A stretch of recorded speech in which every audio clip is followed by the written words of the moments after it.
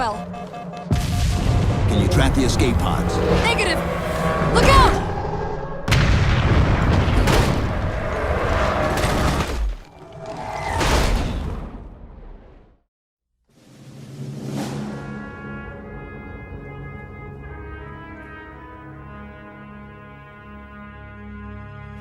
So, the final flight test for the Master Chief Collection is live, and with that I wanted to jump in and see what was on offer. While this flight acts as an intro to Halo 4 for PC users, it also introduces some long requested additions for both console and PC users, most notably being the introduction of Crossplay and FOV sliders for console users, which I'll get onto later. For clarity, during the flight I played on an Xbox One S with a 23.5-inch 1920 by 1080p monitor, and sunk approximately 6 hours and 53 minutes into various facets of the update.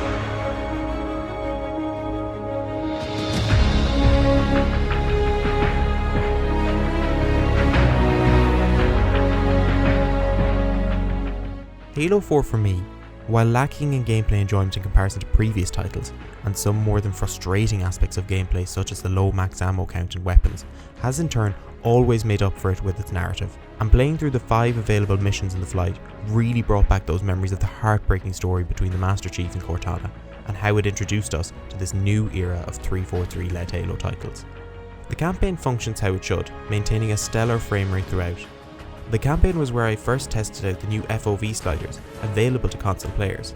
I tried out a wide variety of perspectives, but settled on having an FOV of 103 and a vehicle FOV of 120. Despite this change in perspective, my Xbox was able to manage the change really well, and I didn't notice a major drop in frames at any one point in time. The only thing in regards to the FOV on consoles that bugged me a small amount was when entering a first-person cutscene, the FOV would zoom back into its original FOV, which from a visual perspective can be quite jarring, but certainly not something to kick up a fuss about. As mentioned before, the campaign missions available, those being Requiem, Forerunner, Reclaimer, Shutdown and Composer, ran almost perfectly, with some minor poor texture loading times and audio imbalances.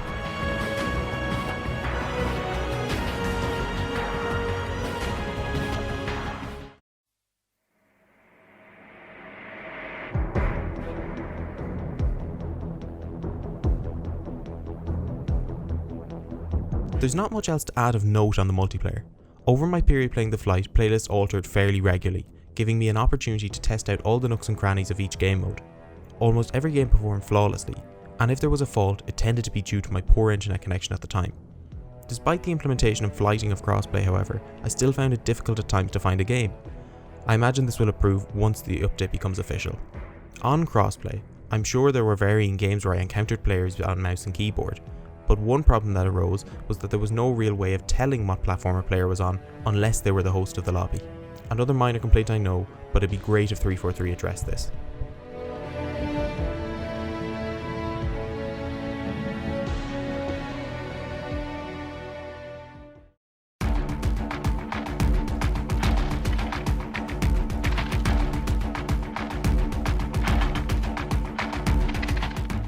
Now, this is something I've been looking for a long time.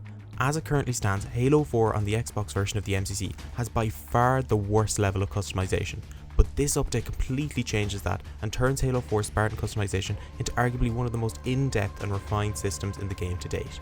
Previously, the only customizable options for your Spartan in Halo 4 was to pick a fixed armor variant with no option to even differentiate the body armor from the helmet. The flight completely overhauled this, giving the player the option to customize their helmet, shoulders, chest, legs, visor, and even forearms. The level of personality this adds to your Spartan ensures that no matter the situation, your character is unique in its own way. This addition is up there with the importance of crossplay and FOV options in my eyes, and expands an already stacked game.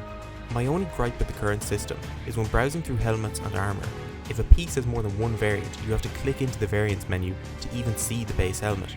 It'd be a great way to perfect the menu layout for this if they showed the base helmet or piece of armor when hovering over the variants menu, as they do with armor that only has a single variant, without having to click into the piece. I know, again, not a huge issue, but it's very much a quality of life, easy to fix problem. On a smaller scale, we also got some amazing new nameplates in this flight. I won't run through every nameplate in detail, but you should be able to see them on your screen now. My personal favourites have to be Anniversary, Veteran, Amandla and the comically but mysteriously labelled Infinite.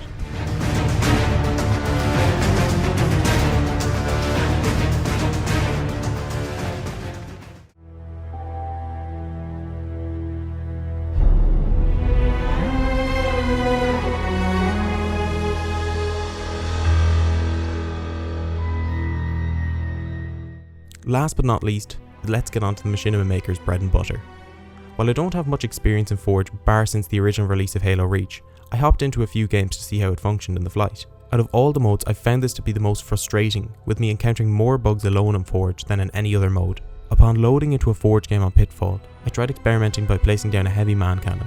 It was at this stage when I attempted to put the piece on the ground that it phased through it, and immediately I found myself under the map's border. I would of course be propped back into the playable area once I let go of the item, but this in itself seems like a major flaw. Following on from that, I tried to place a heavy man cannon down on an elevated platform to see if it would phase through that as well. While it didn't, I was subject to a quick and awkward jittering of the camera as it quickly zoomed in and out. I don't know if this was a regular occurrence for anyone else, or if I just generally have bad luck with heavy man cannons and should steer clear of them in the future. On the other hand, Theater seems really well put together, given I don't use it often enough to notice too big of an issue with it on the base game, so take my opinion with a grain of salt. It's fairly basic in nature as it is on the current MCC iteration, but it most certainly gets the job done.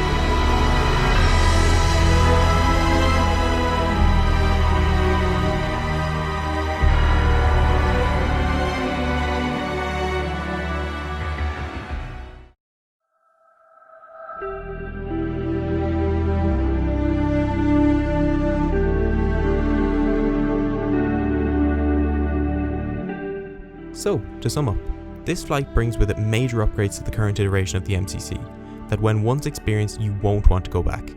Bar the few minor and one major issue I had with the flight, I think overall this next update continues to reflect the hard work and dedication of all at 343 Industries, who while acknowledging that the MCC on release was not up to the standard, have propelled the game to something no fan could have even envisaged a year ago.